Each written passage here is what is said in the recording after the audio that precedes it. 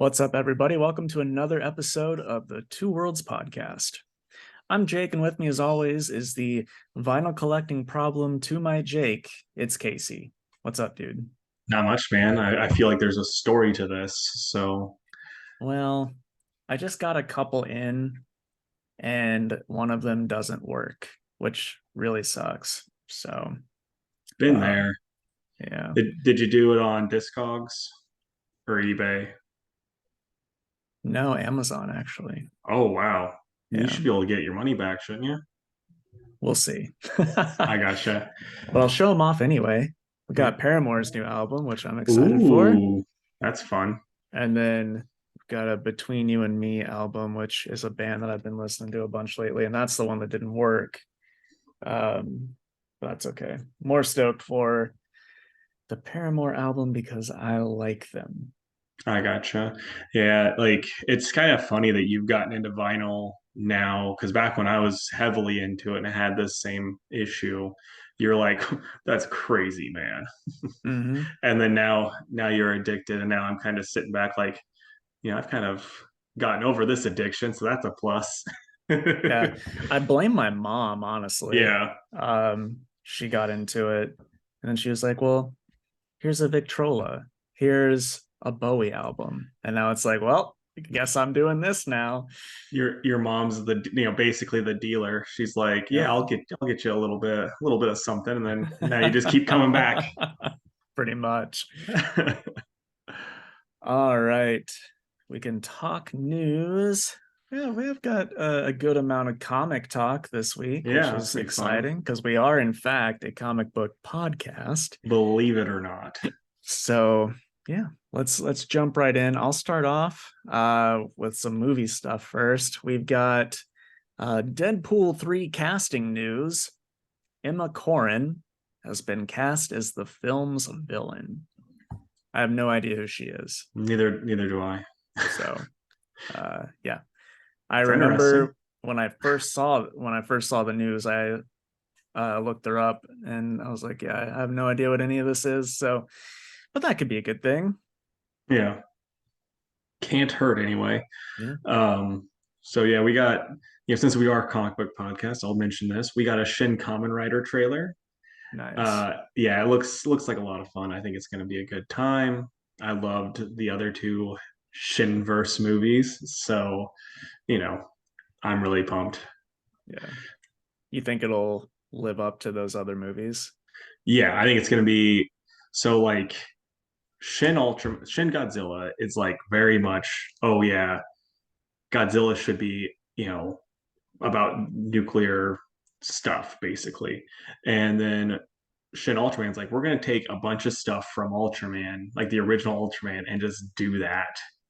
And so I have a feel, and like just watching this trailer and the little bit of Kamen Rider that I've read, I've not seen it.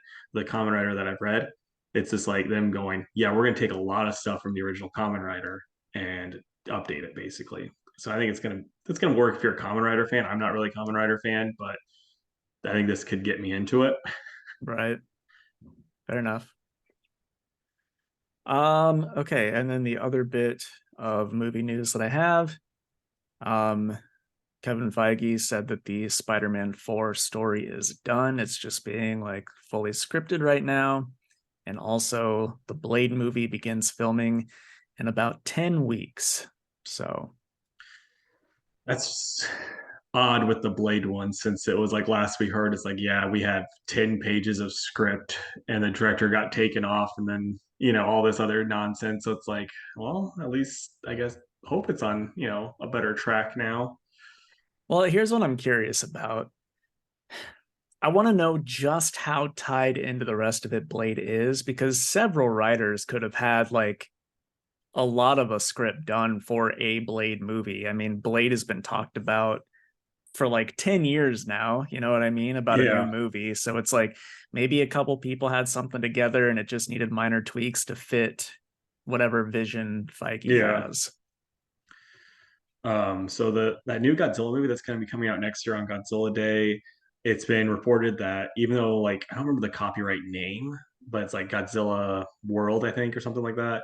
That's just indicating that it's gonna be like the copyright that's going forward. It has nothing to do with making like a Godzilla universe. It's just gonna be, oh yeah, people, the whole world needs Godzilla in their life, and it's gonna be a standalone film in this upcoming one, which I think is gonna be fine unless they start doing like series of films like the Millennium era did. That was like my main knock on that era of Godzilla movies, where it's like, oh yeah, we have Godzilla 2000 and Godzilla versus Megaguirus. They're not connected at all. Same design though. So, it's oh gross.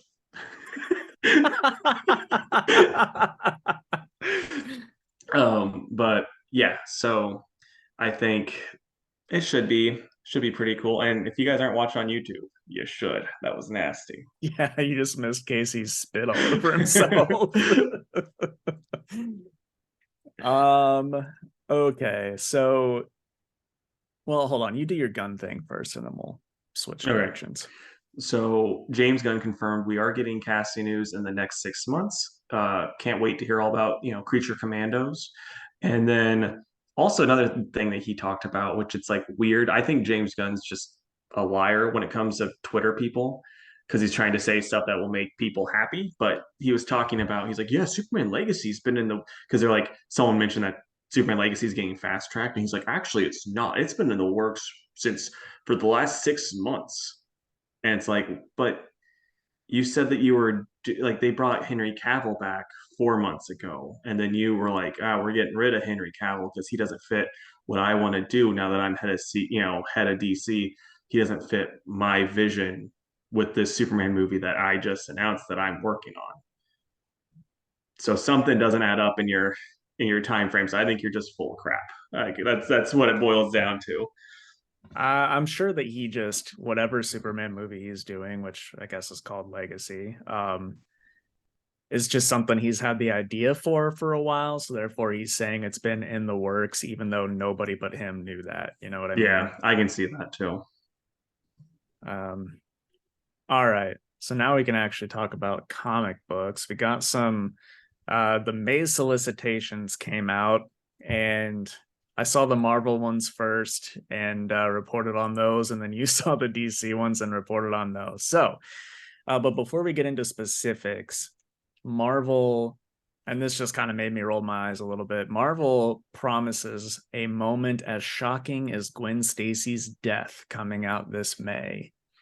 So who knows what that can be? It's going to be the return of Gwen Stacy. Well, so turns out I don't have a clue about what's happening in Spider-Man comics because I guess like MJ and Peter are not a thing, and also Mary Jane's got powers, and also she's got like two kids. It's like, whoa, what? Yeah, What did I yeah. miss? So who knows? Who knows what that means? My hope is that it's the announcement of a new artist slash creative team, and then I Yeah. then I'd be able to check it out again. All right, Okay, man. so do you want to? I don't know. How do you want to do this? I mean, you got a little bit of news about the DC ones, so we can just finish up with that, and then you can take over. You can start with the Marvel ones. Okay. So I don't know if this was like all the brand new stuff that Marvel announced for May, but some of it. We've got a new Silk miniseries by Emily Kim and Ig Guara. I don't know about Ig, but Emily did that last Silk mini with the witch making everybody old, and we were Yeah. pretty big fans of that, I think. So that should be exciting. I will certainly be checking it out.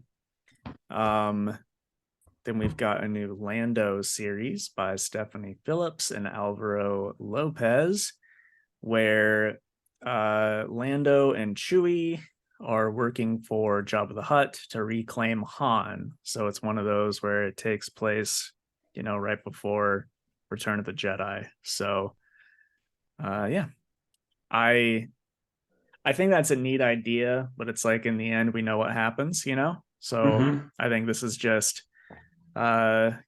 Marvel grabbing money from listeners like Dan who will just buy anything Star Wars related, but in all honesty, I'm sure it's going to be a pretty cool book.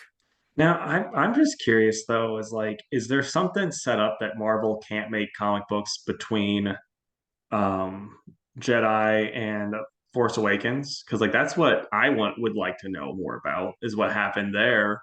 And it's Hmm. like, does Marvel just have a thing, or Disney have a thing set up? Where it's like, no, no, you can't tell these stories because we want to make TV shows and movies off of them or something. Yeah, I honestly don't know.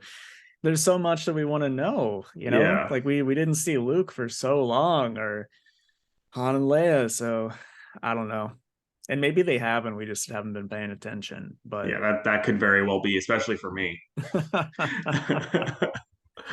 and then the last one, I'm curious if you're going to check it out. It's a Daredevil and Echo series by Taboo and B. Earl with Phil Noto on the art. And that tells me that it's probably just going to be a 4 or 5 issue series of Phil Noto's doing the interiors. But that's a creative team that I'm hyped about. Yeah, I know you've become a big Taboo fan to the point where that's going to be your next vinyl record is a Black Eyed Peas vinyl. Ooh, I don't know But about that. but I mean, I might. It depends on the week. If it's a light week, I probably will because I do enjoy Daredevil. I've never read much Echo, but it's just 100% gonna vary because like we know it's not gonna be connected to the main Daredevil story, and it's like those type of stories are always kind of like hit and miss for me as far as working or not working. So yeah, Well, it's 100%. We've got an Echo show coming out and we need a series for it. yep, you are right. Okay, so now we got the DC May solicits. I have the whole list pulled up here, so we'll just go through that way. So yeah, start up. We have Titans #1, and this is written by Tom Taylor with Nicholas Scott doing the art. Um, yeah, I mean, I'm not interested. I know Jake is super pumped for it. He's just like, I can't get enough of Tom Taylor writing Nightwing. But Yeah, probably yeah, gonna pass on that one. yep, same. And then this one though, we're probably both gonna get. It's Shazam #1 by Mark Waid and Dan Mora. Yep. Can't go wrong with that creative team, even though I am still salty that, it's not Doc Shaner and Josie Campbell. Then we have Green Lantern #1, which we've already talked about with Jeremy Adams and Sermanico on the art. I'm ready for more, Hal Jordan or more just Green Lantern in general, so it should be good. And then you had this one in the notes: it's Batman, the Brave and the Bold #1. Tom King, Ed Brisson, Christopher Cantwell, and Dan Mora, with art by Mitch Gerards, Jeff Spokes, Javier Rodriguez, and Dan Mora. And that's Pro- just the first issue because it's gonna be another anthology series, man. Why yep, didn't they? Okay, here's what really bugs me about this. One, the fact that it's an anthology series. Two, this is just Batman Urban Legends rebooted. yeah, It's going to be another $8 book that takes up way too much space in my store. yep. I mean, I'm not. I have no interest in that. I'm pretty tired of anthology books anyway, and then let alone another Batman one just doesn't do it for me. Yeah, yeah, try having to order one for your own store. It's really Right. fucking annoying. But then we got Cyborg #1, written by Morgan Hampton and art by Tom Rainey. And so yeah, that one, it's another one of those ones. If it's a slow week, I'll probably check it out because it's like Cyborg doing street level stuff. I'm interested. I just don't know the writer, and that's kind of hit and miss for me. What about you, man? Yeah, I mean, if it's a light week, I probably will because I like him, but we'll see. Yeah. And then this one, it's Spirit World #1, written by Alyssa Wong and art and cover by Hanny. And gonna have to check that out because I'm gonna support Alyssa Wong until she does something bad. And so far, she's been pretty much killing stuff. So Well, I mean, what is that though? What is Spirit it's just World? it's a new book that she's working. It's like from the pages of Lazarus Planet Dark Fate, a new Chinese hero emerges who's able to travel to and from the spirit world, the realm of the dead and the of the living. Their name is Xanthi, and their superpower is being able to burn items folded from just paper and immediately turn them into real objects based on the East Asian practice of burning joss paper at graveyards in order to send resources to ancestors in the spirit world. So yeah, might be neat. I'm just a fan of her, so that's the only reason why I'm checking it out. I mean, it sounds neat enough. And then we have The Vigil #1, written by Ram V, art by Lalit Kumar Sharma. And yeah, this is another thing coming out of, I think, one of the dang Lazarus Planet books I didn't buy. So, so I don't get the first appearance boost, sadly. But Ram V is still a writer that I'm gonna at least check out what he's doing. So I'll probably check this out too. You interested in a new Ram V book? Again, I just don't know what it is. Yeah. So Who are the Vigil? The shipping vessel Eastwind was taken captive by pirates off the coast of Thailand 24 hours after the crew had been taken hostage. Before communications had been established or any demands made, the crew reported an intervention by a group of unknown individuals. Amid other bizarre claims by the crew, are reports of an individual who changed his appearance at will and a woman who seemingly dodged bullets. Once the pirates were taken out, no attempts were made at rescuing the crew. There have long been rumors rogue metahumans targeting weaponized illegal technology, with some hinting that they call themselves the Vigil. What were they after? Why did they intervene? Stay there, metas. Are there metas among us? Stay tuned for more. That's all it says. But I mean, this would have been a neat book if it wasn't in continuity, but in a world with Superman and Martian Manhunter and Flash and every superhero, it's like, oh, like they do get rescued and they go, cool, thanks, hero of the week. yeah. But still could be good. Mhm. Then we have City Boy #1, written by Greg Pak with Min Kyu Jung on the art. And so this is first seen in Wildstorm 30th anniversary special and Lazarus Planet Legends Reborn. There's a new Korean hero named City Boy. At least that's the best translation of what the cities call him. City Boy, aka Cameron Kim, is just trying to make a living by using his powers of being able to speak to cities to find lost and hidden goods and to pawn. And it's only just enough to get by. And those abilities mean he hears everything, everywhere, all the time, including each city's histories and the truths behind them. That could be neat. I like Greg Pak, so kind of hit and miss at times, but that might be okay too. If it's a slow week, I'll check it out. Interesting concept for sure. Yeah. Then, Batman's coming back, not coming back, but we'll have 135/900. So it's the 900th issue. Zdarsky was like, I told them since it's so big, they might as well just make it 1,000. But I don't think they listened to him. Gosh, you know what that means? It's gonna be fucking $10 and it's gonna have 8,000 variants that I have to order. It's gonna have one. It looks like a 1 in 100 black and white variant, and then it's gonna be 10 bucks US. Yep. Yep, that sounds about right. Okay, and then Cool.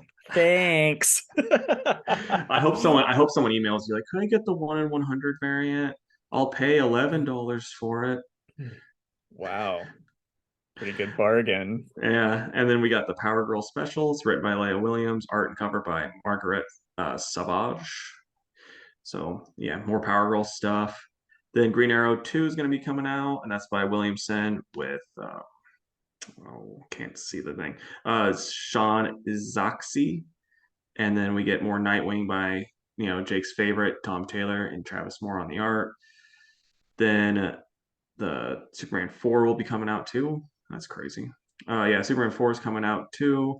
It's by Josh Williamson, Jamal Campbell, and then Action Comics 1055, Philip Kennedy Johnson, Dan Jurgens, and Dorado Quick, writing with art by Rafa Sandova and Lee Weeks and Yasmin Flores Montanez. Then Adventures of John Kent, Tom Taylor, Clayton Henry, and Superboy Man of Tomorrow, Kenny Porter and Shanoy Lindsay, and the Harley Quinn, Teeny Howard, Sweeney Boo, Unstoppable Doom Patrol, which I think we're both pretty excited about. Dennis Culver and Chris Burnham on the art. How do you feel about Chris Burnham on the art? Since I know he's kind of hit and miss for us. I mean, I think his style will work for Doom Patrol. It's just whether or not it's gonna be like Batman and Robin style or X-Men style. Yeah. And then we have Static, Shadows of Dakota, Nicholas Draper Ivy, and Vita Ayala with art and cover by Nicholas Draper Ivy. How do you feel about that? Yeah, I'm on board for that. I Right on. like this first issue a lot.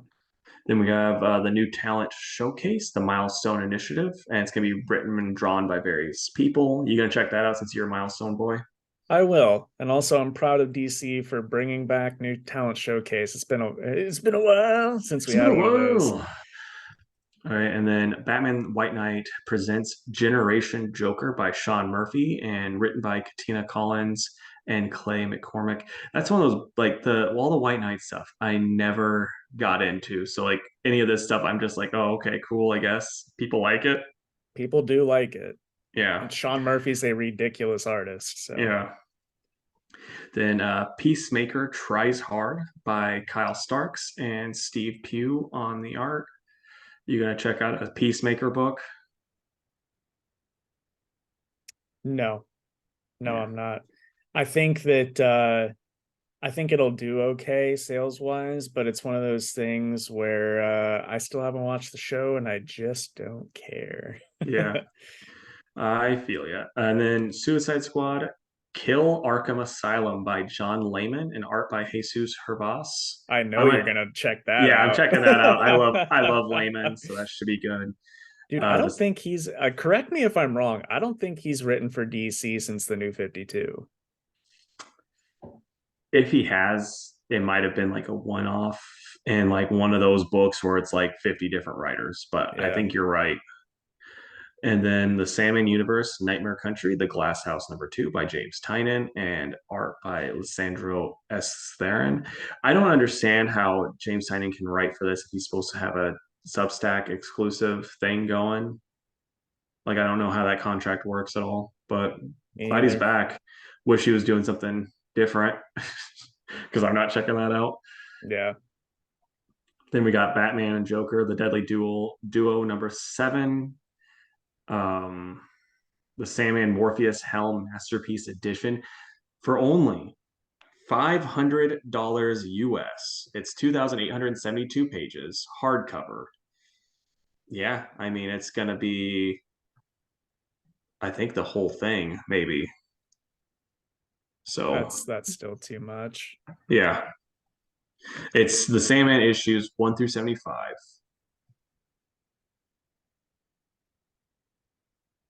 So, for that Sandman lover in your life, or that person's just like, I've never gotten to read it, but if you spend $500 on it, maybe I'll check it out. You can just get that for them. All right. And Well, if we're into it's looking like hardcovers, that's mostly, probably yeah, it's looking like mostly trades now. So yeah. Right on. Well, there's definitely some stuff to be excited for. Um, Even if a lot of that stuff is like mini series, I still feel like more people are willing to jump in on a mini series than they are an ongoing. So yeah, I think overall, it'll do well for them.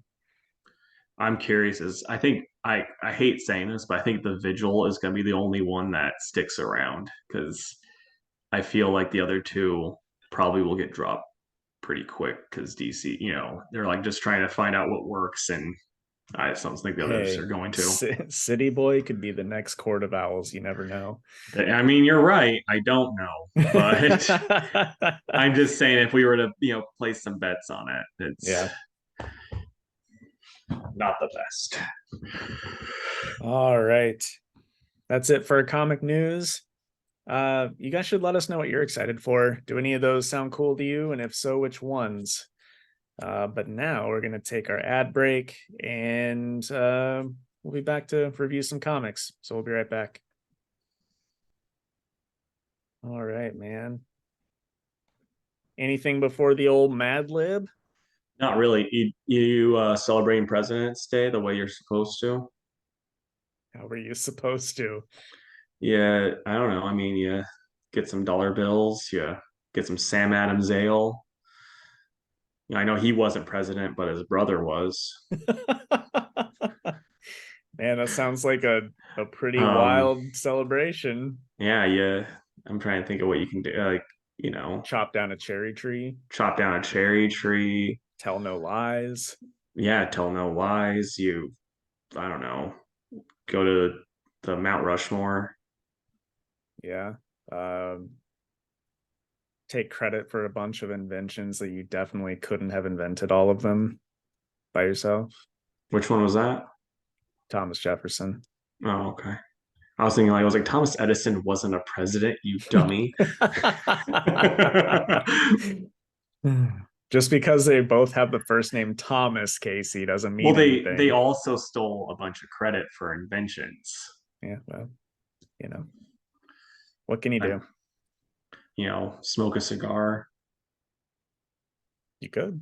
like Bill Clinton. Why did you wink? Because you know what he did with that cigar. Okay. Well, anyway, how about a Mad Lib? Let's do it. We're like a little over halfway through this first one, Oh, this dang. book. When we go to C2E2, we'll have to buy a big book of Mad Libs. I know. Hopefully, I got some good themed ones. I still have the other Sonic one too. Oh, nice. All right. So the title is Never Get on Blaze's Bad Side. So a noun. Bed. What? Bed. Bed. A noun. Um, Pillow. You tired today, man? No, I'm just talking about what I know. Okay. A place. Under the bed. No, that doesn't work. Do Oh something man. else.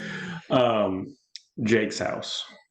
I mean, you could do like the mattress store. What's that one? Like Mattress Direct. Nah, I'm going with Jake's house. Okay. Jake's bedroom. Okay. A noun. Big bucket of cum.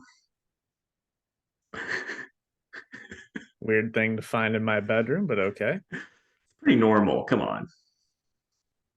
Unless you've emptied it that week. You were so weird. All right, adjective. Smelly.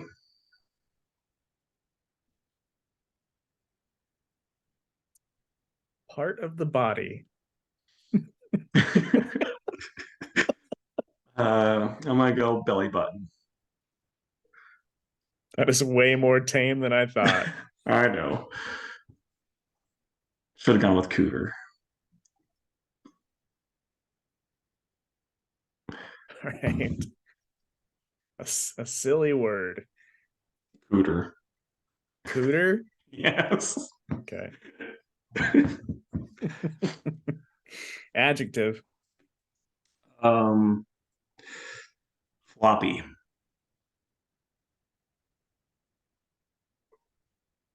Noun. Mm, Blanket.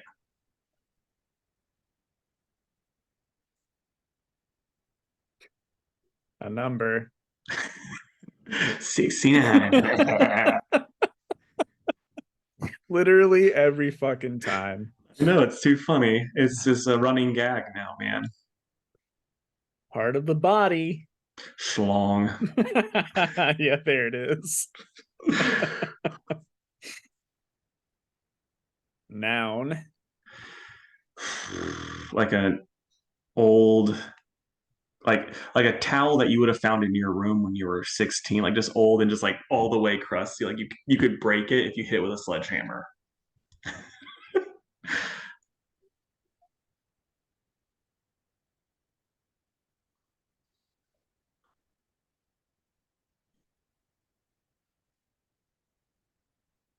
Plural noun. Turds. Your favorite, the adverb. Bloodily. That's like your go-to I adverb. know. We can do quickly if you'd rather. Plural noun. Um, Shoes. Adjective. Big. Adverb. Quickly. Who could have guessed? And a noun. I'll think of something good. Nah, I won't think of something good. Like a Murphy bed. What is that? You know those beds that like the hideaway bed. Keeping on theme. You did do that. All right. Here we go for Never Get on Blaze's bad side. The bed, Emerald, will be mine, Dr. Eggman cried out as his robotic egg pillow stomped its way through Jake's bedroom, destroying every big bucket of cum in its path. Not if I stop you, called out the smelly purple cat, Blaze. Blaze pointed her fiery belly button at Dr. Eggman.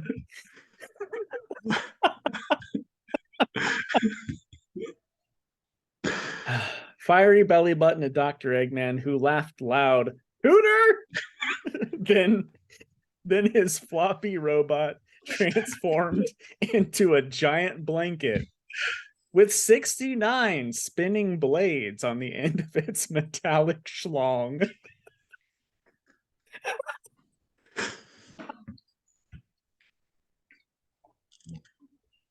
Gosh. Leave this hard, crusty 16-year-old towel, Blaze yelled as she launched a barrage of fiery turds at the robot, which bloodily stumbled back. Dr. Eggman pressed a button, and his robot launched a swarm of mini shoes at Blaze. They spun through the air and fired big missiles at her. Blaze quickly leaped up and spun through the air, smashing each one with her mighty Murphy bed. Nice. There you go. Nice. Best one yet. 69 spinning blades on the end of its metallic schlong. Perfect. Man. I wish that could be the title of this episode. that would be an interesting one for sure. You know how many listeners we'd get from that? I would say negative, probably. No, we would get 69.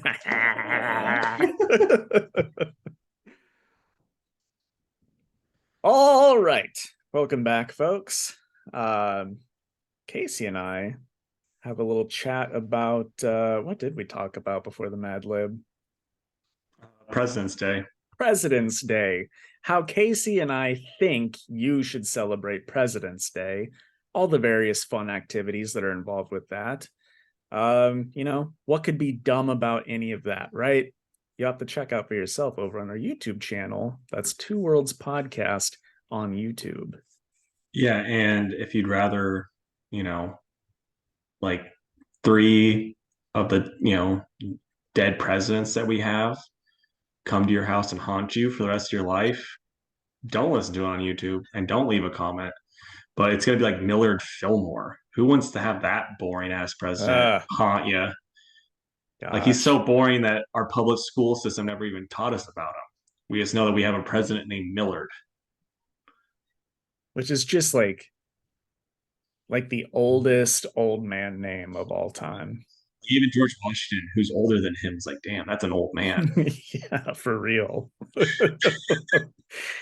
You gotta hope you're like just the funniest dude ever, or just are packing a 13-inch dong if your name is Millard. It's actually the second one. That's why he got elected president. Nice. That's definitely a fact I didn't learn in school. I know. Mr. Campbell taught me that. He's like, it's pretty comparable to no, anyway. We shouldn't say that. Okay, man. What did you read this week? It was a light week for me. I read Masters of the Universe Masterverse #1, Icon versus Hardware #1, The Last Barbarians #1, and Batgirls 15. Yeah, I got a little bit more than you. So all these #1s, just gonna ask now. Any of them that you're gonna go #2 on? Phrasing. All of them, actually. Nice. Yeah. Okay. So I read The Invincible Iron Man number 3, Mosely, issue 2, Fantastic Four, issue 4, What's the Furthest Place from Here, number 11, Hulk, number 12, 8 Billion Genies, number 7 of 8, I Hate Fairyland, number 4, Wildcats, number 4, Swamp Thing, Green Hell, book 2. I don't know why I had to look for that one. Book 1 came out 2 years ago. I should have remembered. And Batgirls, issue 15. Man, so we have one mutual. Yeah, I was like thinking about that when I was looking through this. I'm like, I think we only have the one in common this time. Right on. So Well, then, if that's the case, I'm gonna bust out an old tool that we used to use, and that's the Hour Man 1 hour comic book extravaganza timer, just to make ooh, sure we don't get too crazy. So I'm gonna start yeah, I that don't think now. that's a thing we have to worry about. I I just wanted to say it, but go ahead, man. gotcha, I'll man. let you start. So I'll start with the Invincible Iron Man, number 3, and so this is by Gary Duggan and Juan Frigaria on the art. And so last issue, one like the new head of Stark stuff, Zong Wei got killed, and then they're like, it was suicide. He killed himself with a Stark, repulsor ray to the chest. It's like good cop work, guys. But then it's like some flashbacks to when he actually, Tony got him to be on the board and stuff, and he's basically one of these guys that Tony just really trusted. And yeah, it's a good time. There's some roadie in there, and then it's revealed who's been doing it, and it's a LMD of Tony. And then that I know, and it's a really good one too. And then the LMD blows up, and then Stark's like, I know who did it, and then he flies off. And it's like I don't know who because I'm not big enough. I'm assuming Iron Man fans would be like, oh man, I can't believe it's old Iron or like old Metal Man, Metal Mouth, the classic Iron Man villain. I knew they were bringing him back, but for me though, it's a good book. Like I'm enjoying this. It's fun reading Iron Man again. I had to take a few years off because Bendez and then Slot took over. So now that I'm back, I'm liking it. So I'm gonna give it an 8.5 out of 10. Nice. Figured And we then just do a 2-1-2-1 sort of thing. yeah, that's what I was thinking too. Okay. And then next up, it's Mosely by Rob Guillory and Sam Lofty on the art. And yeah, we get more kind of backstory on what's going on with Mosely, and then he's got his hammer. He's fighting some robot stuff, and it's a good book. Like the only downside is the storytelling way that they're doing things, where it's like, yeah, here's a flashback for you to kind of tell you a little bit. But we're not going to tell you much, and then we're going to cut back to the future. Like I don't like storytelling like that. I think that's over. It's played out now at this point where everyone's doing it, and it's just not necessary. I complain about it all the time, but it's still a good book. Like I'm still enjoying it. And then the backup issue, we get Rob Guillory's art along with him storytelling. It's more kind of like the mom's point of view, why she left, all that stuff. Yeah, I like this good deal though. It's fun. I think people should be reading it. Like how does it sell at your shop? Just curious. Yeah, I didn't think so. But I would say I'd recommend it to anyone that walked in unless they go, I only want books about, you know, like teenage kids that unmask clowns that are trying to get oil that's underneath the circus, that type of stuff. Scooby Doo related books is what I'm saying. No kidding. Otherwise, otherwise, I think most people could like it. It's good. I'm gonna go 8 out of 10. All right. My first book is The Last Barbarians, #1, which has just the sickest cover. That is nice. There's a redhead with tattoos and armor on the cover, so good chance that Jake's going to check it out. So yeah, it's written by Brian Haberlin with Hannah Wall, and then art by Brian Haberlin. All right. But this was a pretty neat book. It's about a young lady and her brother who we don't know why yet, but at some point he was made a simpleton by some event, and they don't have parents because they passed away, and so they're just trying to like scrape by. It's all set in a fantasy world of some sorts. Um, and then they get caught up with this guy who's looking to hire a band for an adventure, and the bartender's like, "Hey, main character, Sylv, that's her name, short for Silver." She's like, "Don't go with that guy. He's bad news." And she's like, "Well, we don't have a choice. We need money. We're doing it." And so, yeah, they do. They join up with this wizard and one other lady that we don't know anything about yet. And then we find out at the end that two other ladies are going to be hunting them. So I assume that that wizard guy is bad news. And I'm hoping that we find out why. But it's pretty cool.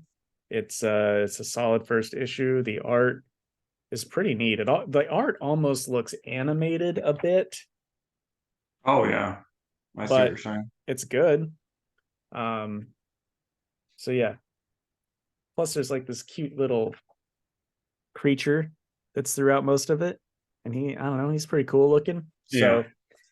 So a solid first issue fantasy comic. I liked it.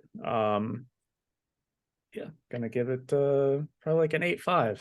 It was cool. Okay. All right. So Fantastic Four issue 4, the big reveal, and it's by Ryan North and Ivan Coelho on the art. So last issue it ended with like a big rocky like dome showing up, and the rest, like the other three members, because Ben and Alicia were stuck in there, and the other three members of Fantastic Four showed up there, and then it's all doing flashbacks of what happened and why they're all mad. And so basically, the Phantom Zone, not Phantom Zone, Negative Zone monsters were all coming out and attacking, and so they were fighting them off.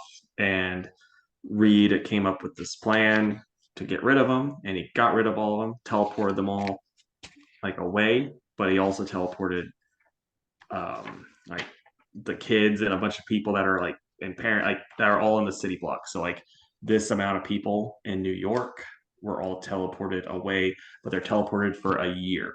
So like they just all these guys like everyone else just has to wait the long way, and they just automatically get teleported a year. They don't even know they've been gone a year. So like when that they pop up, but Alicia and Ben's kids were there, and so Alicia wasn't very happy, and she's blind, so she couldn't see that Reed was upset too, because it's like, and then like so now Ben and Alicia were being forced to relive this moment, and then since Ben can see, he finally noticed that like Reed's upset. He was crying over the fact that he will be without his kids for a year. But yeah, I mean, it was interesting. It's also one of those things where it's like, was this really needed to wait 4 issues to tell us? Like, wasn't that big of a deal. I mean, it wasn't this big reveal, So I think it could have been more interesting seeing it happen and then having them split up and then having them deal with stuff versus them just being like, we've cooled down a little bit and now we're going our separate ways and maybe we'll get back. Like it just, I don't know.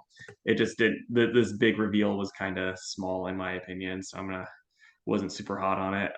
Yeah, I'm probably at a 7. This Fantastic Four. I'm glad Fantastic Four is back in a book that I'm actually wanting to read, but it's just like 100% I'm staying on at this point for the Fantastic Four and not the writing. Yeah. And then, um, did I give a rating? Okay, so I was thinking 6.5 as I was reading it because it's just fine. It's not doing much for me. But next up, it's going to be I Hate Fairyland issue 4 by Scotty Young and Brett Bean on the art. And so this issue, everyone's upset because Gert hasn't showered or hasn't cleaned herself in forever. And so they tell her where she needs to go, which is this they lie to her and go to have her go to Lake Sacrifice, and so she jumps in the water, and this giant monster eats her, and so then she's stuck in the monster's belly, and hilarity ensues. It's pretty funny. but then the monster dies because he ate Gert, and Gert's disgusting. And so yeah, that's how it ends. Like there's other funny stuff that happened, but I won't Dude, mention that. the cover is ridiculous. Yeah, for those that are watching, here's the cover. There's a B or C variant where that's not censored, which looks just like the top of her head, but it's still Yeah, just like, come yeah. on. There's one part in this where, because like when she's stuck in the thing in the stomach of a beast, she thinks she's been there for years. So like her nose hairs grow out, and she's got this full green beard of nose hairs. It's pretty funny. But yeah, I'm gonna give that a probably 9 out of 10. It's a fun book. I recommend that book to anybody. Then Hulk number 12 by Ryan Otley and Donnie Cates, with Ryan Otley also doing the art. This is fine. It's nothing I'd write home about. Nothing that I would be like, oh, you guys need to keep reading this. But like there's a takeover in Bruce's brain because Bruce is crazy and it's the dad, but it probably is just Bruce's remembering of the dad. And so him and Bruce and Hulk are kind of teaming up now in his brain. And yeah, it's interesting. I don't know. I mean, it's just storyline wise, I'm just kind of like, eh. I'm ready for a new creative team to take over again. Yeah, But I'm it's sure it will get relaunched soon. yeah. So I'm gonna probably go with a 5 out of 10 on that one. The art's fine, but storyline just doesn't do much for me. I think everybody's feeling that way because its numbers have dipped pretty heavily. Yeah. Also, somebody came in the other day and they were like, I don't know, like Donnie Cates must have some like personal stuff going on. His Twitter's weird. And I don't follow him on Twitter, but it's just you can like people are telling, you know what I mean? Yeah. Well, I think not to be two worlds rumor cast, but I'm pretty sure he broken up with someone or got divorced, one of the two, because he was talking about he's like, oh, I'm going on dates, like now it's so weird, blah blah blah. It's like you were just talking the other day how I'm pretty sure you were talking about your wife, so I don't know how this is. Like, you doing okay, Yeah. bud? Yeah, I'm pretty sure he was married, so I mean, I'm sure a divorce will do that to you. So, Yep. And it doesn't help too that like I think it's just like with this book anyway, it was his initial script and then Ryan Otley's, taking that over. And this doesn't, like, to me personally, it's not showing like, oh, I need to read Ryan Otley's Image book when it comes out that he's writing, because his writing's not doing it for me. yeah. I mean, do you think that that's him trying to salvage what he was given? I think, like I said, I think it's probably like everything's been planned out by Kate's, and Otley's just trying to fill in the blanks and do this type of stuff. So it's like, because I like Kate's dialogue more than this, and like I don't know, a lot of this kind of comes off as like, when you have a newer writer, and they don't trust their artists, and which is kind of weird saying Ryan Otley doesn't trust himself, but Right. it's like they over explain. It might be even they don't trust the audience in understanding what they're trying to convey, and they just over explain stuff. And that's really what a lot of this is, where it's like you could just, like, Otley's an amazing artist. He could easily do a lot of the stuff that's being written by showing, not telling, but he Yeah, just doesn't. And so that's like a big part of the problem, which I think is just new writer shit versus actually not being good at it. right on. Okay, so Masters of the Universe, Masterverse.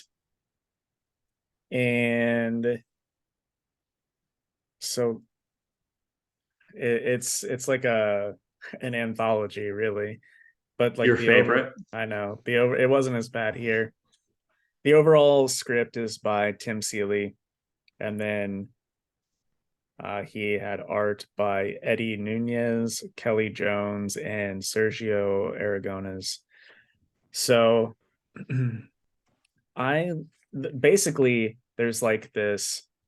space-time cop that's like, I don't know if this Prince Adam guy is the guy to have the power of He-Man, essentially. And um what's her name? The sorceress. Oh boy. Why can't I think of her Skeletor. name? No, no.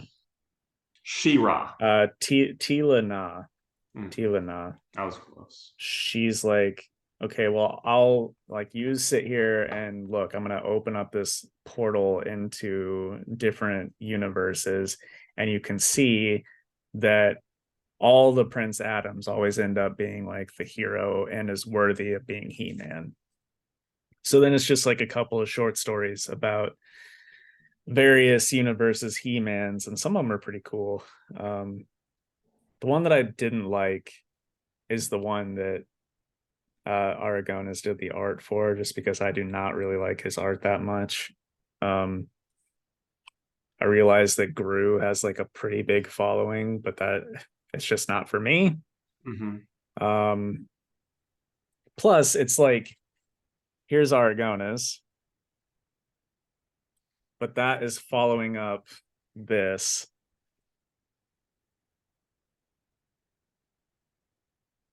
which is just like way better in my Yeah, opinion. no, I hear you. So it's pretty jarring to switch. But whatever. The stories are pretty cool all throughout. It's just nice to have some He-Man back, and then some of the He-Mans that they're going to show in the next issue just look so freaking cool. Um, and I just really hope to see some of them, just like an even more barbarian looking He-Man, like an anime style looking young Prince Adam, and then Skeletor, who just looks so evil and cool. It's like, yeah, give me more of this stuff. But yeah, I like the last Tim Seeley Masters of the Universe book. I like this one too. So I think Tim Seeley is quite clearly a He-Man fan, and it shows. So I'll give it a 9 out of 10. The 1 point is just because I didn't like that art in the middle. So I got you. Okay, so next up for me, it's 8 Billion Genies, issue 7 of 8 by Charles Soule and Ryan Brown. And man, I don't know. I'm just like so much crazy crap has happened. It's going throughout the years, and this one jumps around so much that it really hurts this book where they'll be like, oh, this is year 10. And then like another page goes by, it's year 20. And then it'll be like, oh, look at this. It's year 21. And then they'll be like, year 23 as it's going 26 now, and like characters will be dying, but they'll be like older versions, and I don't remember the last time I saw them, so I'll be like, oh, okay, I guess this is something. They'll be like year 45, and that's a page, and they're like year 80. Okay. Like, I guess this is neat. There's one issue left. I mean, I think everything's gonna go back to normal. Like, that's really what I think is gonna happen. There's gonna be one genie left, and everything's gonna get wished back the way it was. It's just like, I don't know. I like Charles Soule, and this book started off so dang interesting, and then it's just kind of lost me pretty much. Like, I'm gonna check out the last issue because it's like, oh yeah, 3.99, whatever, and that movie or TV show money. Um, but really, it's just not holding me like it was. So I'm gonna go with a probably 4 out of 10. It's just not doing it.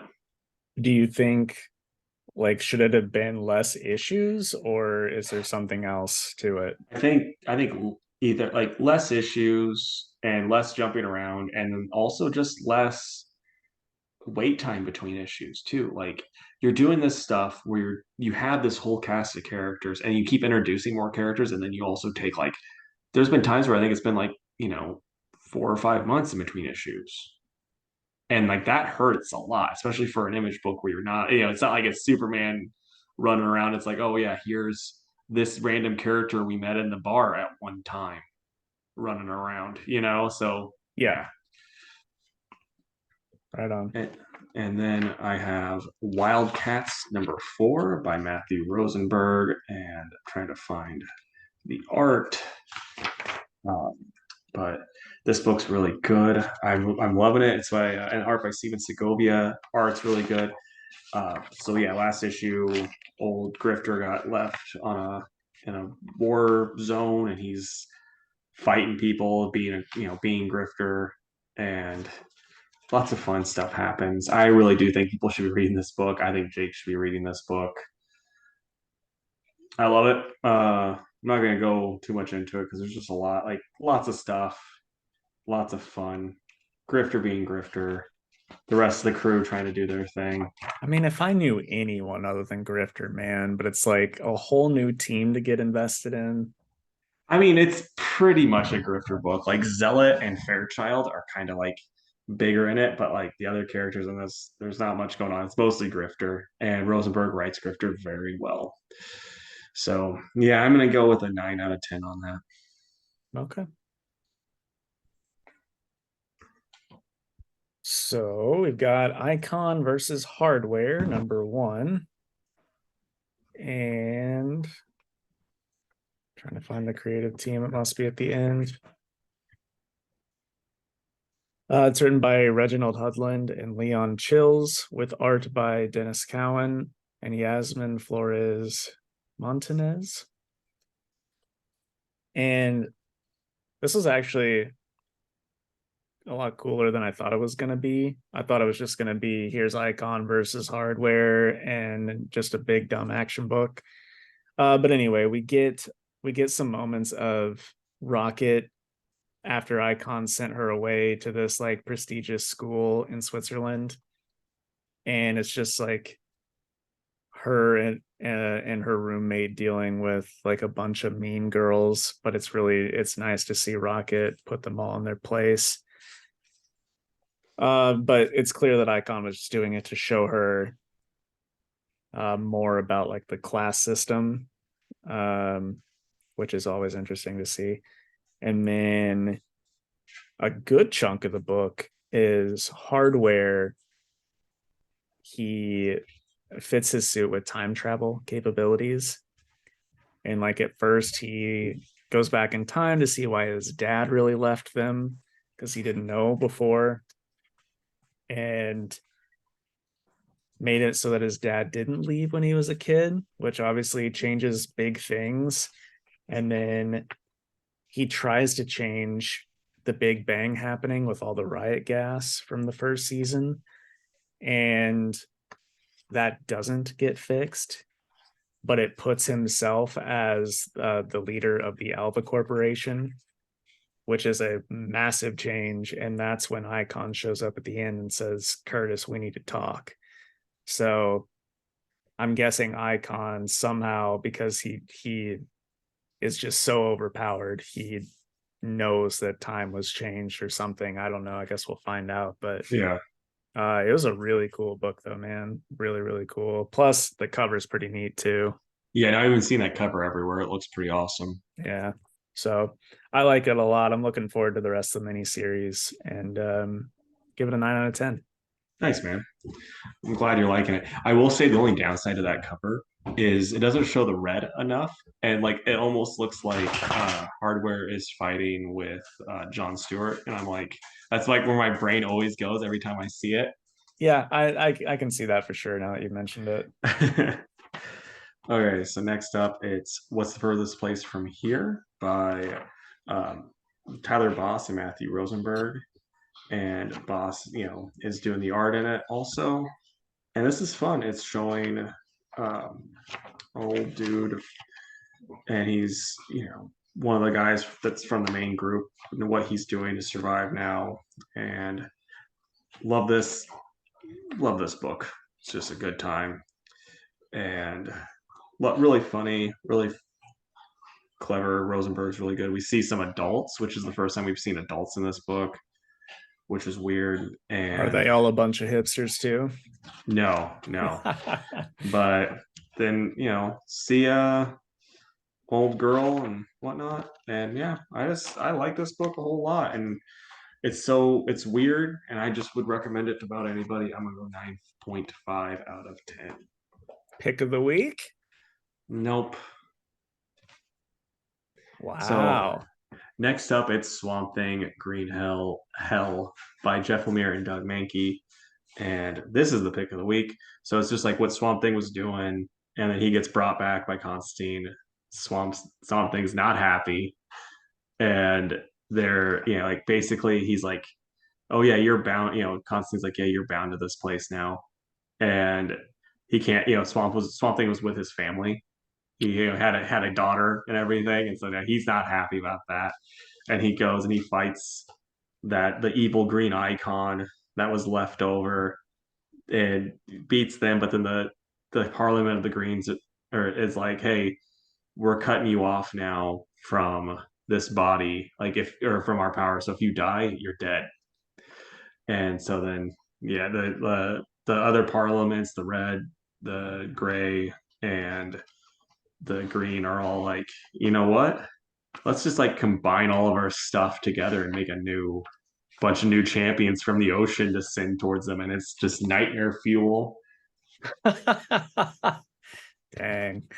And so then Constantine's now trying to figure out how he can get a hold of another person. And then that's revealed at the end who that's going to be while Swamp Thing's fighting all these things. Because Constantine's just such a jerk. Will you But hold it up so I can see? You don't have to spoil it through audio. okay. Well, I mean, it's an older person, so you won't be able to, you probably won't know who she is just looking at it. No, but I feel like the letter kind of gives something Yeah, away. it does. But Okay. so I'm really interested in seeing where it goes. It's the next book is on sale in March, so that's exciting. I don't have to wait 3 years for it.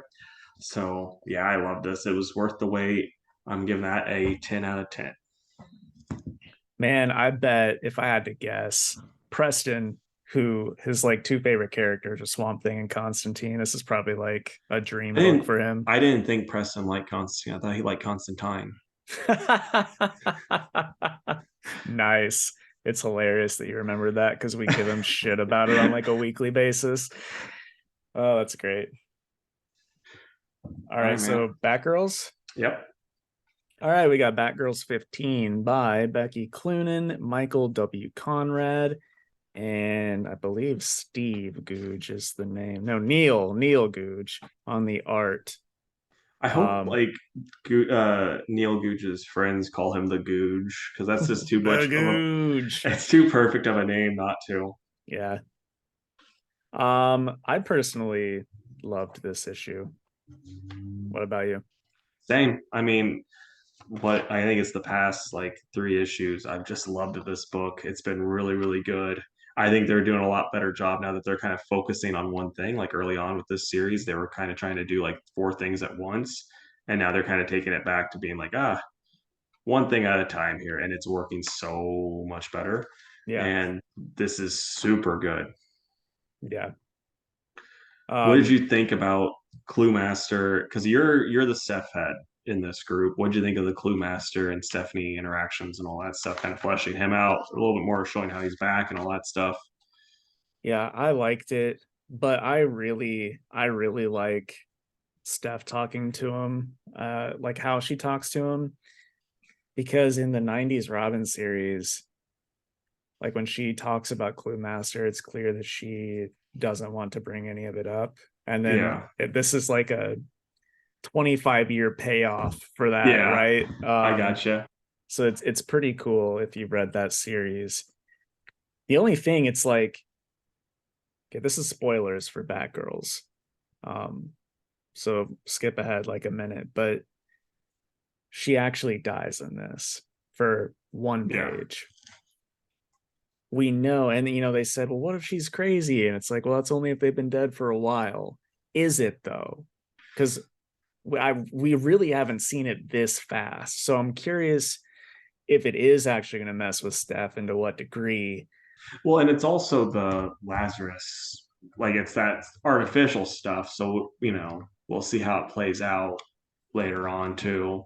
Yeah, that's what I'm most curious about, because Steph is already kind of like gets in her own head sometimes. I feel like this is going to make that worse, but we'll see. But Yeah, I really liked, art wise, I really liked that towards the end when they're speeding away on the bike and Steph's just giving Cass a hug and thanking her for saving her. Hmm. Um, the capes flying in the background, everything's just super cool. And then, the next issue is going to deal with a whole one-eyed Yep. Grace, whoever, Hallahan, Halloran, that's what it is, Grace O'Halloran. But I love it. It's good stuff. Really Yep. good stuff. It's a 9.5 for me, and it is my pick of the week. I'm going probably 10. I really liked it. It would have been my pick of the week had Swamp Thing not come out, but Yeah. it's good stuff. Yeah. Okay, man, what are you excited for in this next week? Oh man, there's just so much coming out this next week. So Right? much. The Diamond Bill's not going to be fun.